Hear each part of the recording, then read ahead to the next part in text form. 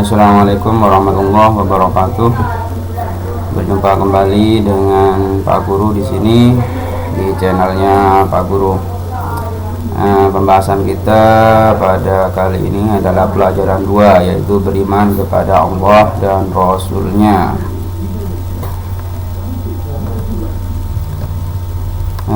Menginjak pelajaran yang pertama, yaitu beriman kepada Allah.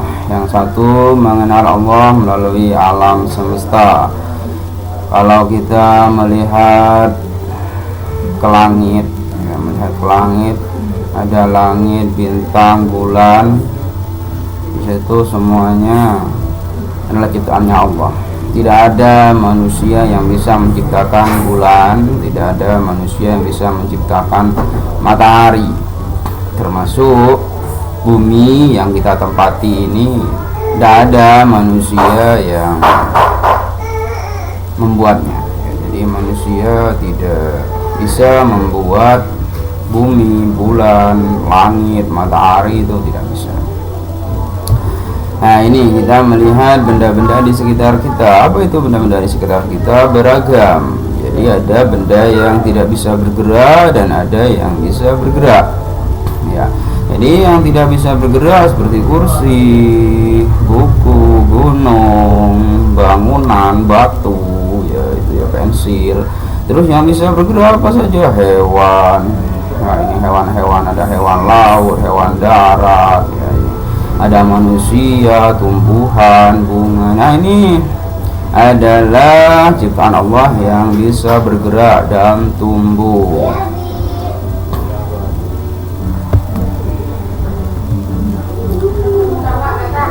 Nah, ini ada sebuah cerita. Dahulu kala ada seorang sahabat bertanya kepada Rasulullah, "Ya Rasulullah, apa arti beriman itu?" Nah, ini jadi ada seorang sahabat. Jadi dulu itu bukan murid ya pada masa Rasulullah, tapi sahabat. Jadi orang yang selalu bertanya dan berguru kepada Rasulullah, itu namanya sahabat. Rasulullah menjawab, beriman artinya percaya kepada Allah. Beriman atau iman artinya percaya. Percaya kepada Allah sebagai Tuhan semesta alam. Nah, jadi Allah itu adalah Tuhan semesta alam. Jadi segala sesuatu, kalau kita lihat di video atau di gambar-gambar, itu beragam planet-planet, bintang-bintang di alam semesta, di alam semesta. Jadi itu semuanya adalah ciptaannya Allah. Makanya kita pada waktu sholat mengucapkan Allahu Akbar, Allah Maha Besar. Kenapa? Karena ketika kita melihat alam semesta, manusia ini tidak kelihatan, kecil. Bumi saja kecil, sangat kecil sekali, kayak debu. Bumi ini kayak debu. Terus Allah itu besarnya seperti apa? Jadi melebihi besarnya seluruh alam semesta. Allah itu besarnya melebihi seluruh alam semesta. Nah, ini beriman kepada Allah artinya percaya kepada Allah. Bukti adanya Allah adalah adanya alam semesta dan semua isinya. Al-Quran telah menjelaskan adanya Tuhan dan namanya. Adanya alam semesta termasuk bumi yang kita huni sekarang ini adalah bukti adanya Tuhan. Alam semesta ini berisi benda-benda. Di dalam pelajaran ilmu pengetahuan alam terdapat benda mati, benda yang tidak bisa bergerak, bertumbuh, berkembang, dan bernafas. Juga ada yang disebut sebagai benda hidup, yaitu benda yang bisa bergerak, bertumbuh, berkembang, dan bernafas. Semua itu Allah yang menciptakan. Nah, itu ya. Jadi beriman kepada Allah itu percaya, ya, percaya bahwa Allah itu pencipta segalanya. Apa yang kita lihat, yang kita dengar, yang kita rasakan, itu semua adalah ciptaannya Allah, baik yang hidup maupun yang mati, baik yang bergerak ataupun tidak bergerak. Nah, ini mengenal Allah melalui Al-Quran. Nah, ini dibaca dulu ya anak-anak. A'udzubillahi minasyaitonirrajim. Bismillahirrahmanirrahim. Dzalikumullahu rabbukum la ilaha illa huwa khaliqu kulli syai'in fa'buduhu wa 'ala kulli syai'in wakil. Itulah Allah Tuhan kamu, tidak ada Tuhan selain Dia, pencipta segala sesuatu, maka sembahlah Dia. Dialah pemelihara segala sesuatu. Quran Surah Al-An'am ayat 102. Nah ini ya anak-anak ya, ayat Al-Quran di atas mengenalkan kepada kita bahwa Allah adalah Tuhan kita satu-satunya. Dialah yang menciptakan dan memelihara segala sesuatu yang ada di alam semesta ini. Jadi kita wajib menyembah hanya kepadanya.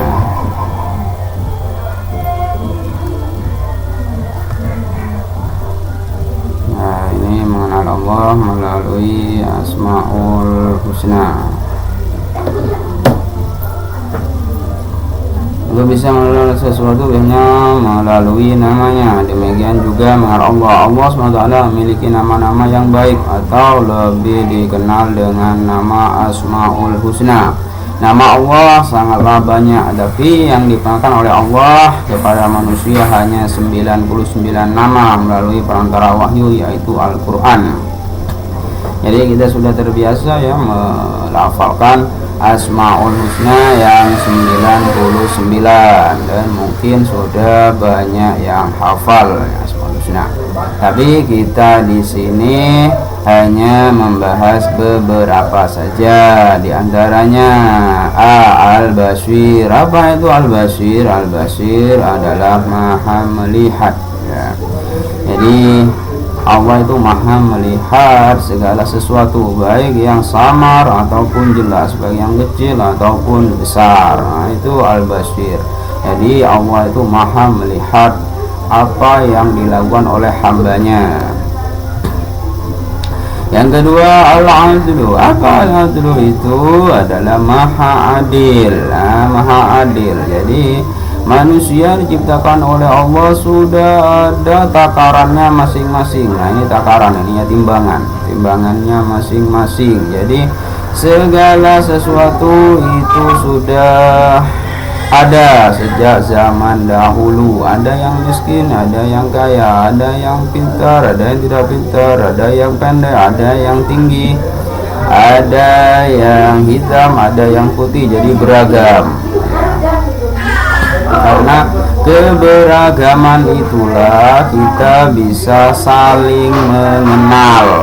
Bisa saling mengenal. Jadi kehidupan di bumi ini bisa berjalan karena kita beragam, berbeda-beda itu ya. Karena perbedaan itu sangatlah indah.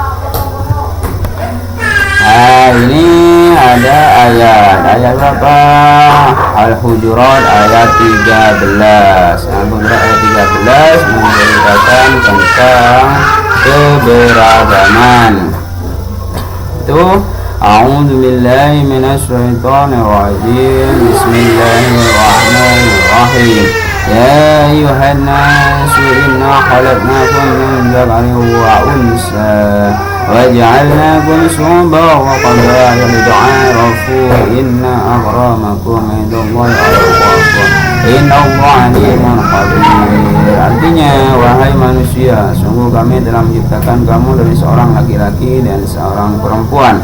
Kemudian kami jadikan kamu berbangsa-bangsa dan bersuku-suku agar kamu saling mengenal.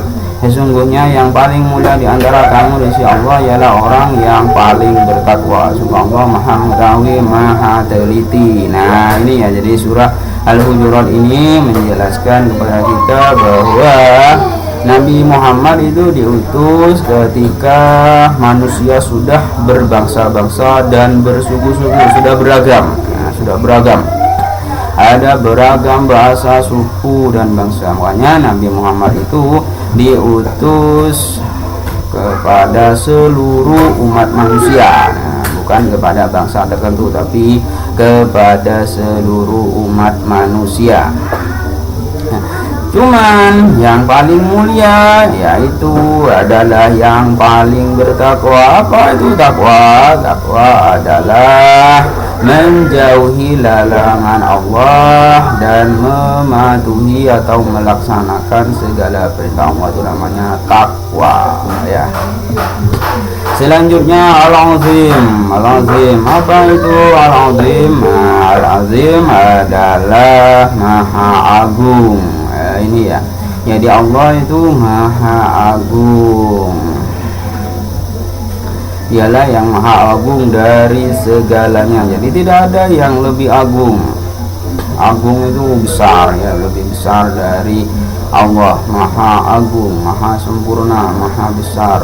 Tidak ada tandingannya. Nah, ini jadi tidak membutuhkan pertolongan. Jadi tidak membutuhkan siapa saja. Jadi Allah itu Maha Agung, Maha Besar, Maha segalanya, itu Maha Agung. Nah, dengan memahami sifat Allah Al-Azim, maka kita akan selalu mengagungkan tanda-tanda kebesarannya dengan cara melaksanakan perintah dan menjauhi larangannya. Nah, itulah mengenal Allah melalui Asmaul Husna. Nah, selanjutnya yaitu beriman kepada Rasul Allah. Siapa itu Rasul Allah? Rasul Allah adalah seorang laki-laki yang diutus oleh Allah untuk menerima wahyu dan menyampaikan kepada umatnya, atau kepada umat manusia. Itu Rasul Allah. Nah, Rasul Allah itu juga disebut sebagai uswatun hasanah. Nah, uswatun hasanah, apa itu uswatun hasanah? Uswatun hasanah adalah teladan yang baik. Nah, teladan yang baik itu. Jadi semua rasul itu menjadi sebuah teladan yang baik kepada umatnya. Ada beberapa sifat rasul. Nah, ada beberapa sifat rasul. Apa saja, Pak? Di antaranya adalah siddiq, amanah, tabligh, fatonah. Itu sifat wajib bagi rasul. Siddiq apa? Siddiq artinya benar. Nah, jadi perkataan rasul itu selalu benar. Amanah, nah, amanah itu artinya adalah dapat dipercaya. Jadi seorang rasul itu pasti dapat dipercaya. Ketiga, tabligh. Tabligh itu apa? Menyampaikan. Jadi semua rasul itu menyampaikan risalah kepada umatnya. Fatonah, apa artinya fatonah? Fatonah artinya cerdas. Ya, fatonah artinya cerdas. Jadi Rasulullah itu sangatlah cerdas. Cerdas itu bisa menyelesaikan segala permasalahan kepada umatnya. Nah, jadi segala permasalahan umat manusia itu bisa dikerjakan oleh seorang Rasulullah. Itu jadi sifat wajib Rasulullah itu ada 4: siddiq, amanah, tabligh, fatonah. Nah, ini rangkuman. Ya, jadi dari yang Pak Guru paparkan tadi, rangkumannya adalah sebagai berikut. Ya. Cukup sekian dari Pak Guru, kurang lebihnya mohon maaf. Assalamualaikum warahmatullahi wabarakatuh.